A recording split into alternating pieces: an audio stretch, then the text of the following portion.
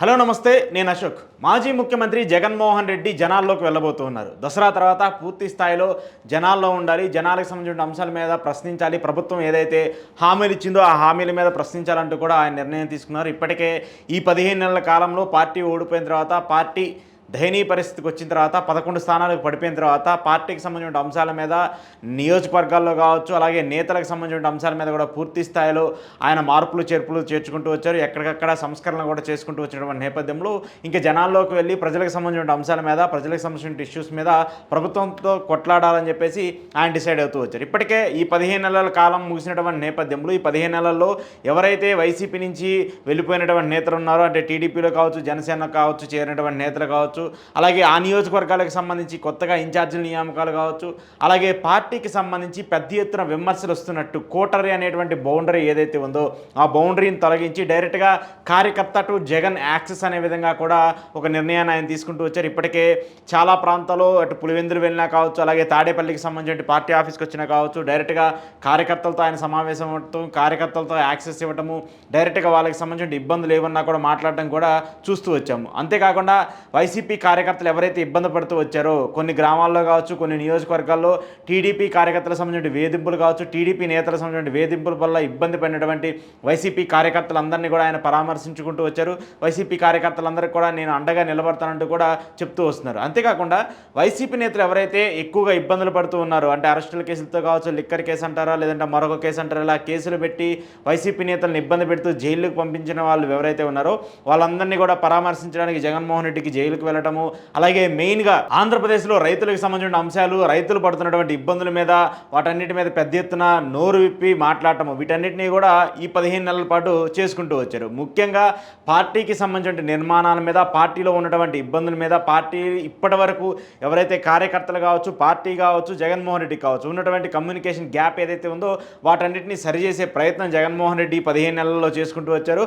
పూర్తి స్థాయిలో పార్టీని స్ట్రీమ్లైన్ చేశారు కాబట్టి ఇక నుంచి డైరెక్ట్గా ప్రజల్లోకి వెళ్ళి ప్రజలకు సంబంధించి, అలాగే నియోజకవర్గాలకు సంబంధించినటువంటి అంశాల మీద దృష్టి పెట్టాలని చెప్పేసి ఆయన డిసైడ్ అయినట్టు తెలుస్తుంది. దీనికి సంబంధించి దసరా తర్వాత కూడా జిల్లాల పర్యటన జగన్మోహన్ రెడ్డి గ్రీన్ సిగ్నల్ చెప్పినట్టు తెలుస్తుంది. దానికి సంబంధించి ముఖ్యంగా శ్రీకాకుళం జిల్లా నుంచే ఈ పర్యటన కొనసాగించాలని చెప్పేసి కూడా ఆయన మాట్లాడుతూ వస్తున్నారు. ఇటీవల జగన్మోహన్ రెడ్డి పాదయాత్ర చేసినటువంటి సమయం కూడా మనం చూస్తూ వచ్చాము. ఇడుపుల పాయాటు ఇచ్చాపురం అనేటువంటి నినాదాన్ని ఏదైతే తీసుకొచ్చారో అదే ప్రాతిపదికన ఈసారి ఉత్తరాంధ్ర నుంచి జిల్లాల పర్యటనని జగన్మోహన్ రెడ్డి ప్రారంభించాలన్నట్టు కూడా అర్థమవుతుంది. అయితే ఒక నెలలో 2 లేదా 3 జిల్లాల్లో పర్యటించాలని చెప్పేసి జగన్మోహన్ రెడ్డి నిర్ణయం తీసుకున్నట్టు తెలుస్తుంది. ఒక్కొక్క పార్లమెంట్ని ఒక్కొక్క జిల్లాగా నియమించినటువంటి నేపథ్యంలో ఈ యొక్క పార్లమెంట్లో ఉండేటువంటి 7 అసెంబ్లీ సెగ్మెంట్లు ఏవైతే ఉంటాయో ఆ అసెంబ్లీ సెగ్మెంట్లో పార్టీల నిర్మాణం పైన, అలాగే ఇన్ఛార్జీలు ఎవరైతే వాళ్ళ పనితీరు మీద కూడా పూర్తి స్థాయిలో డైరెక్ట్గా కార్యకర్తలతో మాట్లాడి, కార్యకర్తల దగ్గర నుంచే డేటా తీసుకొని వాళ్ళ పనితీరు ఎలా ఉంది, వాళ్ళ ప్రస్తావన ఎలా ఉంది, ప్రభుత్వాన్ని ఎలా విమర్శిస్తూ ఉన్నారు, కార్యకర్తలకు ఏమైనా ఇబ్బందులు వస్తే వాటి మీద ఎలా స్పందిస్తూ ఉన్నారు, వీటన్నిటినీ కూడా డేటా తీసుకోవాలని చెప్పేసి కూడా జగన్మోహన్ రెడ్డి నిర్ణయం తీసుకున్నట్టు తెలుస్తుంది. దానికి సంబంధించి ఈ దసరా తర్వాత ఆయన పూర్తి స్థాయిలో జిల్లాల పర్యటనలో ఉంటారని చెప్పేసి అర్థమవుతుంది. సో ఒక 6 నెలల నుంచి 8 నెలల పాటు ఈ జిల్లాల పర్యటన అంతా కూడా కొనసాగే అవకాశం ఉంటుంది. పూర్తి స్థాయిలో జిల్లాల పర్యటన ముగిసిన తర్వాత ఆ తర్వాత ఆయన 2026లో పార్టీకి సంబంధించి భారీ ప్లేనరీని కూడా ఏర్పాటు చేయబోతున్నట్టు ఇప్పటికే డిసైడ్ చేస్తూ వచ్చారు, ఇప్పటికే తెలుపుతూ వచ్చారు. ఆ ప్లేనరీ ముగిసిన తర్వాత 2027 స్టార్టింగ్లో కావచ్చు, 2027 మధ్యలో కావచ్చు జగన్మోహన్ రెడ్డి పాదయాత్ర చేస్తానంటూ కూడా ఆయన ఇప్పటికే ప్రకటించారు. సో దీని అన్నిటికీ సంబంధించి పూర్తి స్థాయిలో YCP party, YCP strategy committee ఒక రూపకల్పన చేసుకుంటూ వచ్చింది. జగన్మోహన్ రెడ్డికి సంబంధించి ఆయన తదుపరి అడుగులు కావచ్చు, పార్టీకి సంబంధించిన నిర్మాణాలు కావచ్చు, పార్టీకి సంబంధించిన వ్యవహారాలు కావచ్చు, వీటన్నిటి మీద ఎలా దృష్టి పెట్టాలి, ఎలాగా డైరెక్ట్గా కార్యకర్తలతో అటాచ్ అవ్వాలి, కార్యకర్తలకి జగన్మోహన్ రెడ్డికి ఎలాంటి బాండింగ్ అటాచ్ చేయాలి, వీటన్నిటి మీద కూడా దృష్టి పెడుతూ వస్తుంది. ఎందుకంటే 2019 నుంచి 2024 వరకు జగన్మోహన్ రెడ్డి అధికారంలో ఉన్నప్పుడు కార్యకర్తలను ఏమాత్రం పట్టించుకోలేదు అనేటువంటి ఒక నినాదం ఏదైతే ఉందో దాన్ని చెరిపేసే విధంగా డైరెక్ట్గా కార్యకర్తలకు యాక్సెస్ ఇచ్చడానికి జగన్మోహన్ రెడ్డి ఇప్పటికీ గ్రీన్ సిగ్నల్ ఇస్తూ వచ్చారు. దాంతోపాటు ప్రభుత్వానికి సంబంధించిన హామీలు, మెయిన్గా జగన్మోహన్ రెడ్డి అధికారంలోకి రావడానికి, మెయిన్గా జగన్మోహన్ రెడ్డి మళ్ళీ అధికారంలోకి వస్తాను అనేటువంటి ధీమాన్ని తీసుకొచ్చింది నవరత్న పథకాలు. ఆ నవరత్న పథకాలన్నింటినీ కూడా జగన్మోహన్ రెడ్డి సక్సెస్ఫుల్గా ఇంప్లిమెంట్ చేసుకుంటూ వచ్చారు, సక్సెస్ఫుల్గా అమలు చేసుకుంటూ వచ్చారు. కానీ ఈ కూటమి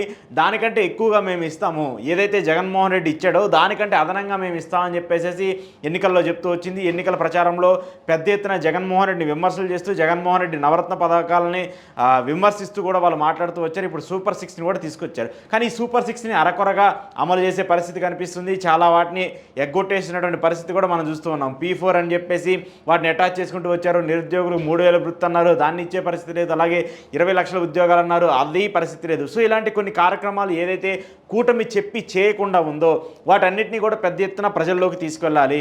మిగతా నేతలు కావచ్చు, పార్టీకి సంబంధించిన ఎమ్మెల్యేలు, పార్టీకి సంబంధించిన వ్యక్తులు మాట్లాడుతూ ఉన్నప్పటికీ కూడా జగన్మోహన్ రెడ్డి డైరెక్ట్గా ప్రజల్లో ఉండి ప్రజల్లో మాట్లాడితే దానికి వచ్చేటువంటి ఇంపాక్ట్ వేరేగా ఉంటుంది. కాబట్టి అలాంటి నిర్ణయాన్ని జగన్మోహన్ రెడ్డి తీసుకోబోతున్నారు అనేటువంటి ఒక చర్చ కూడా జరుగుతుంది.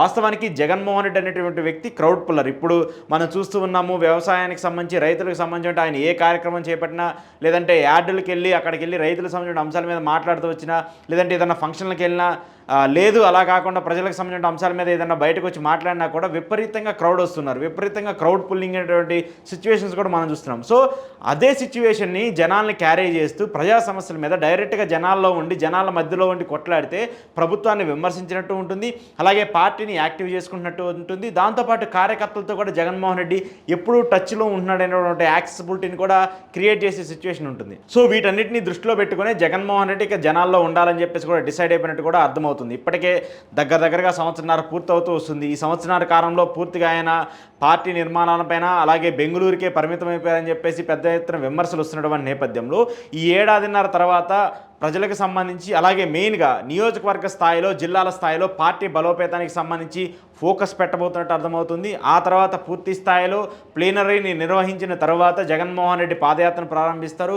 మళ్ళీ ఏదైతే గతంలో ఆయన పాదయాత్ర చేశారో ఇడుపులపై నుంచి ఇచ్చాపురం వరకు సేమ్ అదే రీతిలో పాదయాత్ర చేసి డైరెక్ట్ ఎన్నికల వరకు కూడా పాదయాత్రలోనే ఉంటూ ప్రతి నియోజకవర్గాన్ని తడిమే విధంగా జగన్మోహన్ రెడ్డి కూడా రూపకల్పన చేసుకుంటూ ఉన్నారు. దానికి సంబంధించి ఇప్పటికే కేడర్ని అంతా కూడా యాక్టివ్ చేస్తూ వచ్చారు. ఇప్పటికే ఎవరైతే నేతలు ఉంటారో అలాగే వైసీపీ పార్టీకి సంబంధించి ఇటీవల నిర్మించినటువంటి PSC కమిటీ కావచ్చు, వీటన్నిటిలో కూడా ఆమోదం తెలిపిన తర్వాత జగన్మోహన్ రెడ్డి దసరా తర్వాత జిల్లాల పర్యటనను కూడా ప్రారంభించబోతున్నట్టు అర్థమవుతుంది. మరి జిల్లాల పర్యటనకు వెళ్ళిన తర్వాత అక్కడ నియోజకవర్గ స్థాయిలో ఉండేటువంటి ఇబ్బందులు కావచ్చు, వైసీపీ నేతల మధ్య కొంత సఖ్యత లేనటువంటి విషయాలు ఏవైతే ఉన్నాయో వాటన్నిటినీ కావచ్చు, దాంతోపాటు వైసీపీలో చేరడానికి చాలామంది నాయకులు రెడీగా ఉన్నారంటూ కూడా చెప్తూ వస్తున్నారు. ఎందుకంటే ఇటు టీడీపీ, జనసేన, బీజేపీ 3 పార్టీలు పొత్తులో ఉన్నటువంటి నేపథ్యంలో ఈ 3 పార్టీలకి సంబంధించి కింద లోకల్ క్యాడర్ అంత సమన్వయంగా లేదు.